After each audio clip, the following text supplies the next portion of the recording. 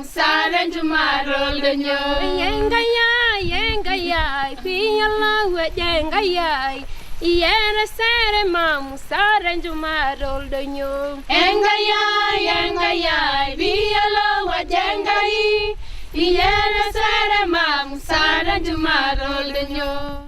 Voices of Hope is an independent nonprofit organization that provides leadership training and support for higher education for young Maasai women in the Central Division of the Kajiado District in Kenya, Africa. The Kajiado District and surrounding regions is the home of the Maasai, a semi-nomadic people who support their families mainly through seasonal migration of livestock and through subsistence agriculture. Many Maasai villages consist of groupings of huts within a circular enclosure fenced with vegetation, thorns, and other local materials. With recurring droughts and limited access to water, the living conditions for families in the Rift Valley are difficult, and Maasai women face even greater obstacles because of poor education and the deeply rooted traditions of genital circumcision and forced marriage. My father, after I've grown up to be like 6 years, a husband is chosen for me, an older man who's more older than my father. So like the man waits for me to get circumcised and then he marries me off. My father has already been paid to in form of cows and goats. It's a contract that has already been signed. It's that after I'm circumcised, I'm married off. So I have no choice, because if I run away, the old man will come and find me and marry me by force.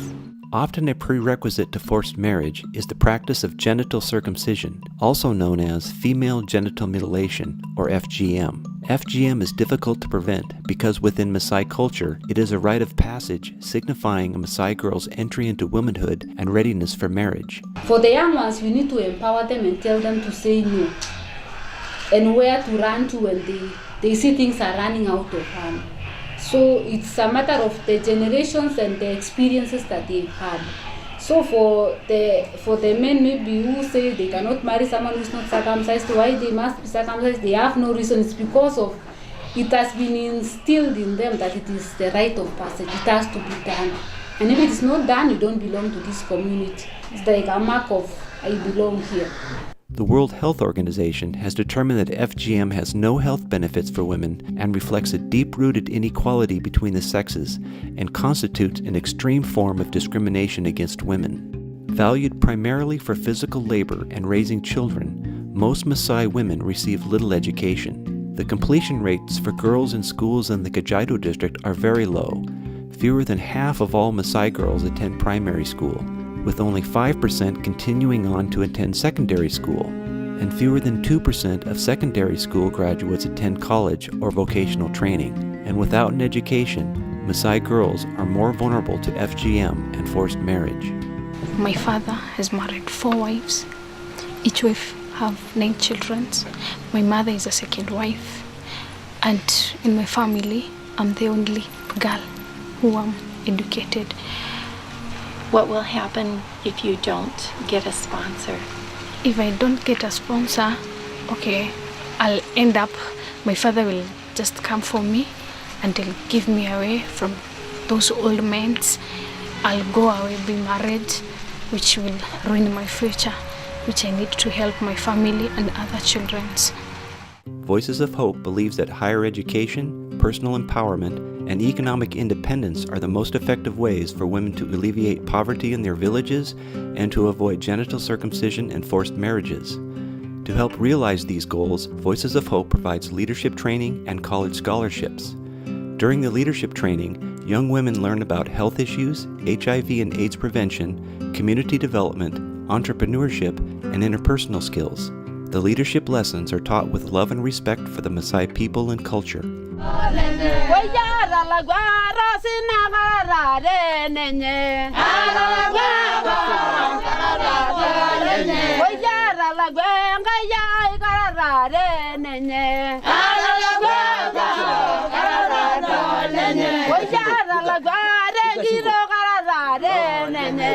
Each year, hundreds of Maasai women apply for leadership training, but fewer than 20 are selected. For For those who complete the training and demonstrate their desire to achieve academically, Voices of Hope provides scholarships to attend a college or university in Kenya. About 8 students are sponsored per year, and since the program's first sponsorship in September 2006, over 40 Voices of Hope students have completed college degrees, including degrees in nursing, community medical health, business administration, sociology, and cosmetology. 100% of the Maasai women sponsored by Voices of Hope have completed college degrees. These graduates are proud to share their knowledge and skills to bring positive change back to their community. My name is Sarah Naeku. I'm a graduate of the Voices of Hope. I graduated from the University of Nairobi. I did a Bachelor's of Arts in Sociology and Psychology. And I worked with the AMREF, that is the African Medical Research Foundation. I worked there as a project assistant on a contract basis. I worked for 1 year and I worked in the HIV department, which involved a lot of community work.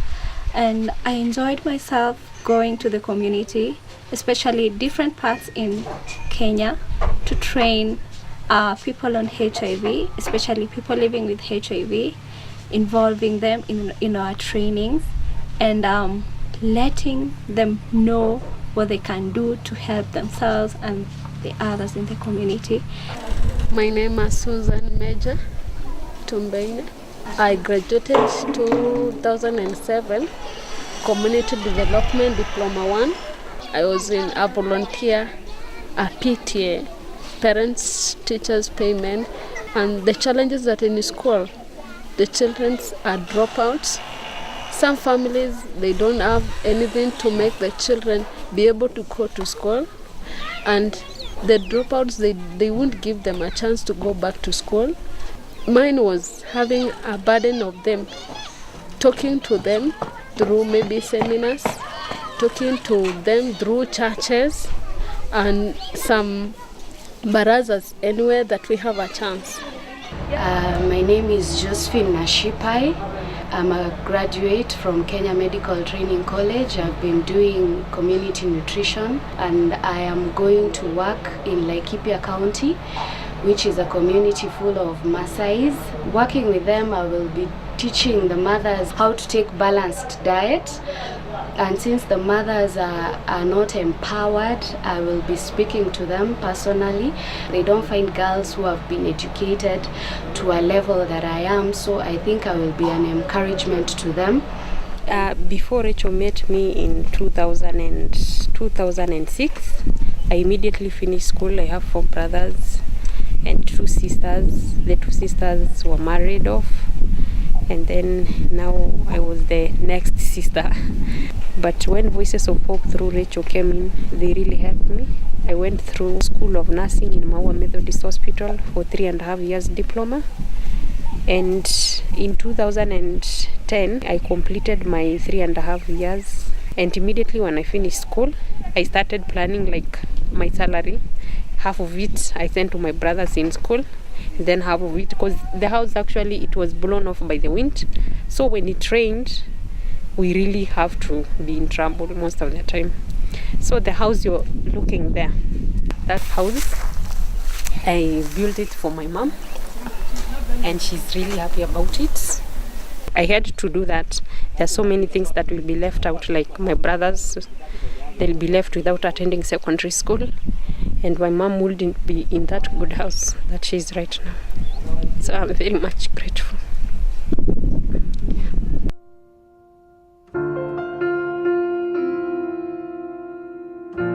Jennifer, and this is the little room we live with my girls, and we are happy for you, Nancy. You have been helping us and you have changed our life.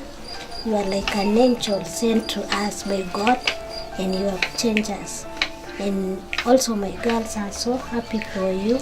They are now working hard, happily, because of what you have done to us. Yeah.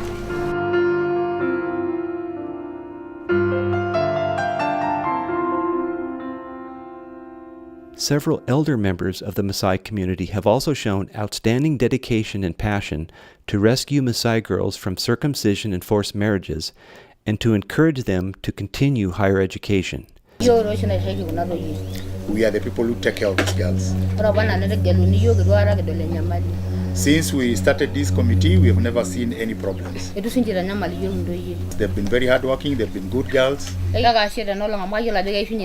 Through these organizations, our girls have been able to go to college, some have gone to university.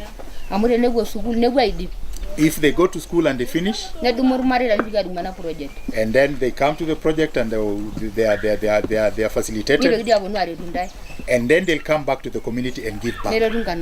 And they help the community, they help the family. This organization, Voices of Hope, it is not for nothing. It will go on forever. Yes.